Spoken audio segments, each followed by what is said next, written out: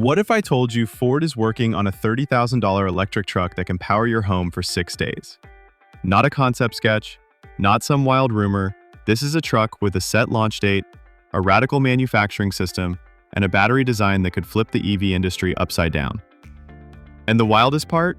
The way Ford is building it might be even more revolutionary than the truck itself. The original Model T didn't just make cars affordable, it rewrote the rules for manufacturing. Over 100 years later, Ford's trying to do the same thing for electric vehicles.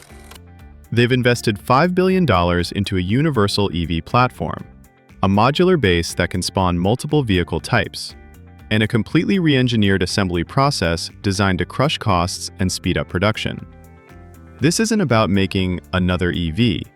This is about making an EV that costs half what Tesla charges for a comparable model, and beating Chinese manufacturers at their own game. Because right now, BYD and others are pushing out EVs at prices American companies can't match. Ford knows they can't compete on looks alone. They have to change the math. For over a century, cars have been built the same way. One long line, one vehicle, moving slowly from station to station. Ford's new method, the assembly tree, tears up that rulebook. Instead of one vehicle inching forward, 3 separate lines work simultaneously.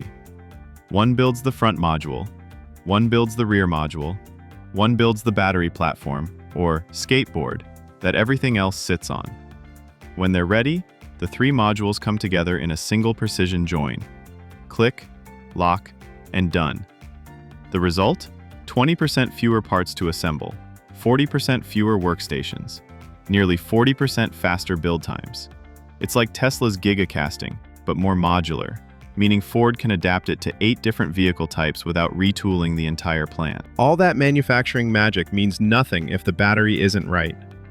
Ford's answer is a US-made lithium-iron-phosphate LFP prismatic battery pack, built at a brand new facility in Michigan. Here's why that's a big deal. Lower cost. LFP cells don't need nickel or cobalt, 2 of the most expensive and volatile battery materials. Durability. They can handle thousands more charge cycles before degrading.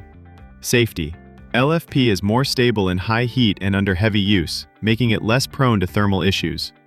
The standard battery will be about 51 kilowatt hours, delivering enough range for most daily driving at the lowest cost possible. For buyers who need more miles, Ford will offer an optional nickel-manganese-cobalt NMC pack with extended engine. But here's where it gets interesting, and where Ford starts to separate itself from the pack.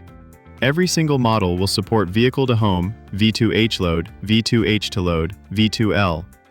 V2H load means you can run your home directly off the truck during an outage. V2L load means you can power tools, appliances, or even another EV, anytime. Ford claims the system can keep your lights on for 6 days straight in an emergency. No gas generator, no noise, no fumes, just silent, steady power from the battery in your driveway. In a world where extreme weather events are getting more frequent, this isn't just a cool feature. It's a legitimate selling point that could make this truck worth buying even for people who don't care about EVs. At first glance, this isn't an F-150 replacement. Size-wise, it's slotted between the compact Ford Maverick and the mid-size Ranger. But EV architecture changes everything. Without a big gas engine up front, Ford's designers freed up an enormous frunk, big enough for groceries, sports gear, or a week's worth of camping supplies. The rear bed handles the usual truck duties, while the cabin benefits from a completely flat floor, giving rear passengers more legroom than you'd expect. Here's the surprise. Despite being smaller on the outside, Ford says it has more interior space than a Toyota RAV4. That means it's not just a work truck. It's family-friendly, road trip-ready, and comfortable for long drives. Performance? Ford is teasing Mustang EcoBoost level acceleration, which means 0 to 60 in around 5 seconds. That's sports car quick and something that can haul lumber and run your refrigerator. And because it's on the universal EV platform, the handling should feel balanced and planted, with the heavy battery pack mounted low in the chassis. When you put it all together, speed, space, utility, and the ability to power a home, you start to see what Ford's really selling here. Not just a truck, but a mobile energy hub for under 30 grand. The timing couldn't be more critical. Tax incentives are starting to fade. Chinese EVs are coming in cheap and fast. And Ford's EV division has been bleeding money. losing $35,000 to $40,000 per vehicle. Jim Farley knew the company couldn't survive by tweaking old methods, so he set up a small, isolated skunkworks team far from Ford's main offices in Detroit. Their job was to ignore tradition, break every rule they could, and create something that would make money from the first truck sold. Ford says this truck will be profitable on day one, something almost unheard of in the EV world. The secret isn't magic, it's scale. If Ford can sell hundreds of thousands of these trucks and share parts, modules, and assembly methods with SUVs, vans, and other vehicles on the same platform, they can spread development costs across the entire lineup. If it works, it's not just a win for Ford. It's a blueprint for every other automaker still struggling to make affordable EVs. This truck is just the beginning. The universal EV platform will be used for a compact city SUV, a 3-row family hauler, a delivery van for commercial fleets, and eventually, larger electric pickups, maybe even an F-150 or F-250 EV.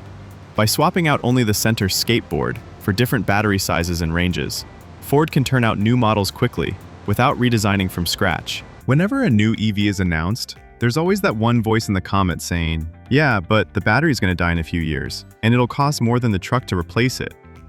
Let's deal with that right now, because it's one of the most persistent myths in the electric vehicle world. Yes, early EV batteries from over a decade ago had more noticeable degradation, but modern packs, they're a different game entirely. Ford has hard data from real customers. One Mustang Mach-E, not pampered, not driven on Sundays, but used every single day for ride-hailing, has racked up over 250,000 miles and still holds 92% of its original battery capacity. That's after 250,000 miles. And this isn't a Ford-only story. Volkswagen's ID.3 fleet cars in Europe have been clocking over 200,000 miles with less than 10% loss. Hyundai's Ioniq 5, tested under constant use, is showing similar resilience. Then there's the warranty factor. US law requires EV batteries to carry a minimum 8-year warranty, with a guarantee that they'll retain 70 to 75% capacity by the end of that period. If your battery drops below that before the warranty ends, the automaker replaces it, no questions asked. Ford's new LFP battery chemistry adds another layer of confidence. LFP cells can handle thousands more charge cycles than traditional nickel-cobalt cells before showing significant wear.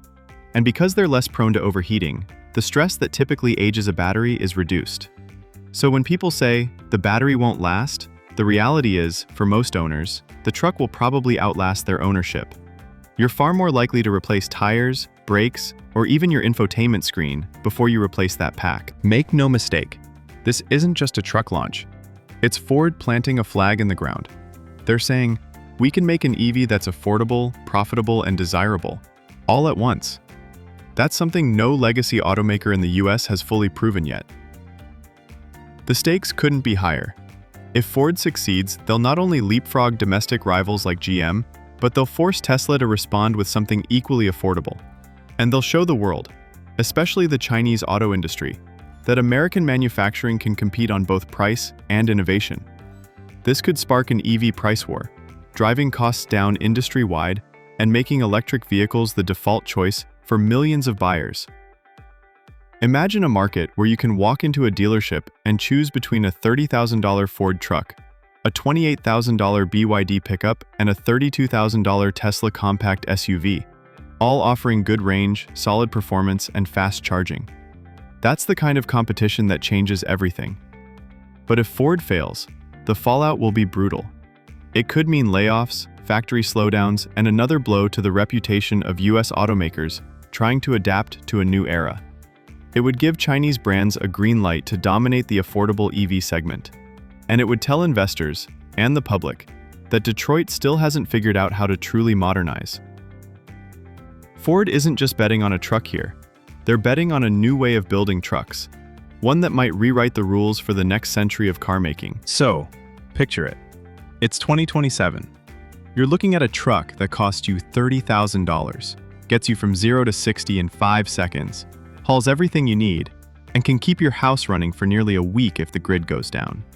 If Ford delivers on this promise, it won't just change the EV market. It could change the way we think about personal transportation altogether. A vehicle won't just be a way to get from A to B. It could be your emergency generator, your mobile workshop, and your family's lifeline during a blackout. The question is, will Ford be the one to make that future real, or will someone else get there first? If you want to see how this plays out and catch the biggest EV stories before they hit the mainstream, make sure you follow this channel. Hit subscribe so you don't miss the updates, and tap the bell so you're first to know when Ford makes its next big move.